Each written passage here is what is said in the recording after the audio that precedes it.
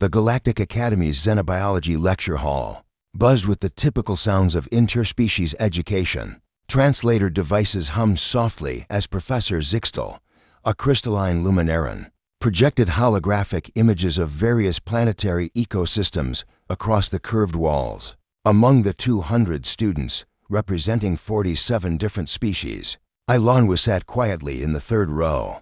Her datapad balanced on her knee as she took notes. She was one of only 12 humans attending the academy this cycle, a novelty that still drew curious stares and whispered conversations. Humans, those strange bipeds from the third planet orbiting an unremarkable yellow star, were the galaxy's newest spacefaring species. More importantly, they came from Earth, a Class 12 death world, a planet so hostile that the Galactic Council had initially questioned whether any sapient life could have possibly evolved there.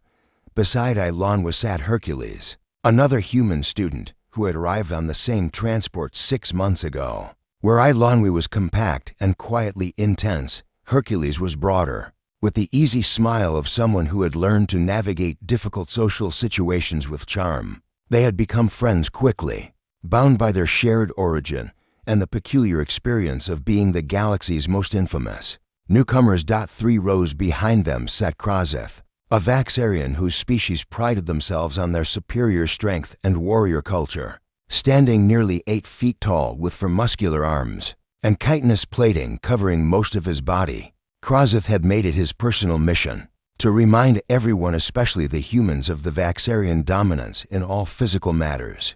Deathworlders, Krozeth had sneered at them repeatedly. Your planet may be harsh, but you are still soft little mammals, fragile.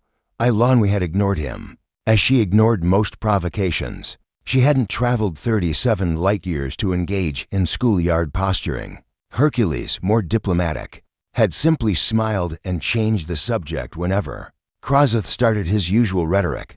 But today was different. Professor Zixtel had just begun explaining the gravitational differences between various homeworlds when Krozeth, emboldened by his friends' encouraging clicks and chirps, extended one of his lower arms across the aisle. With deliberate malice, he shoved Ilanwa's datapad from her lap. It clattered to the floor, the screen cracking against the hard composite surface. The lecture hall went quiet. Several students' eye stalks swiveled toward the confrontation. Professor Zixtel paused mid-sentence. Ilanwa looked down at her broken datapad, then slowly turned her head to face Krozeth. Her expression was utterly calm, which somehow made it more unsettling. You will replace that, she said quietly, her voice carrying in the sudden silence. Krozeth's mandibles clicked in what passed for Vaxarian laughter. Or what, little mammal? Will you cry? Will you report me to the... He didn't finish the sentence. What happened next would be analyzed frame by dozens of species, studied in xenopsychology classes, and rattled in hushed tones across the galaxy for years to come. Ilanwa moved to the other students. It appeared almost instantaneous. One moment she was seated. The next she had launched herself across the aisle with a speed that shocked every being in the room.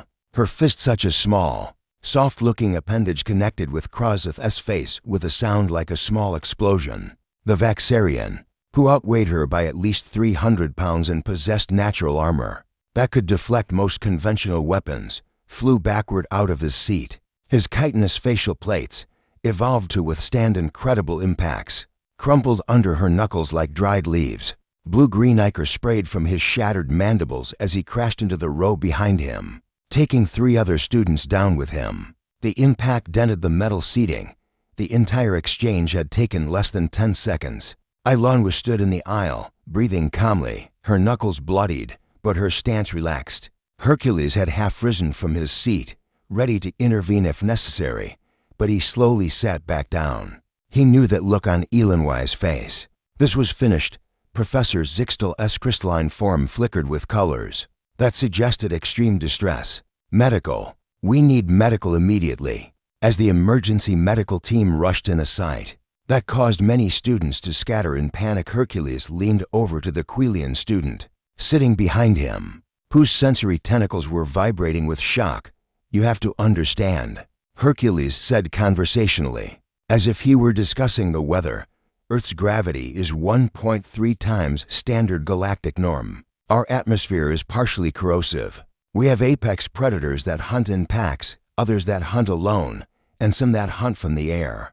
We survived ice ages, plagues, and countless extinction events. He paused, watching as the medical team carefully loaded Krozeth onto a hover stretcher. The Vaxarians face a ruined mess of broken chitin and bleeding flesh. But here's what you really need to know about humans.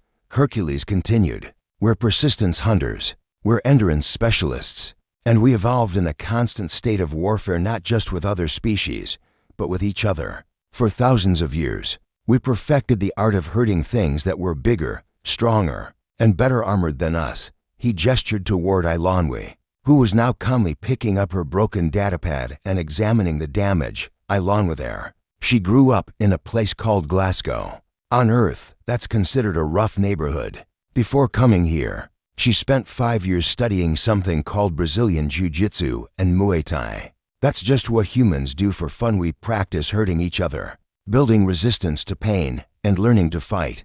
The Quilian student's tentacles had gone completely still. She barely seemed to try. That's because she didn't, Hercules said simply. That was restraint. She hit him once, with one hand, using maybe 60% of her actual strength. If she'd wanted to kill him, if she'd felt her life was in actual danger, he shook his head. Krozeth would be dead. Humans have an adrenaline response that lets us access strength we don't normally use. It causes tissue damage when we use it, but it means that in moments of genuine threat, we become even more dangerous. Professor Zixtel had finally regained enough composure to address the class. The session is concluded. Everyone return to your dormitories. Eilonwy, you will accompany me to the dean's office. Eilonwy nodded, tucking her broken datapad under her arm. As she walked past Hercules, she murmured, "Worth it." The investigation that followed was extensive. Galactic Academy officials reviewed the security footage from 17 different angles. They consulted with xenopsychologists, medical experts, and even military analysts trying to understand how such a small being had inflicted such devastating damage. In the end, the ruling was self-defense. Krozeth had initiated physical contact. Eilonwy had responded proportionally, or so she claimed, and the experts, after reviewing what humans were theoretically capable of, reluctantly agreed. If she had truly wanted to kill him, she could have. Krozeth required extensive reconstructive surgery. His facial plates would never quite align properly again, leaving him with a permanent reminder of the day he learned that size and natural armor meant nothing against a species that had evolved in hell and learned to love the fight. As for Eilonwy, she received a new datapad purchased by Krozeth's family as part of the settlement, and something far more valuable, respect.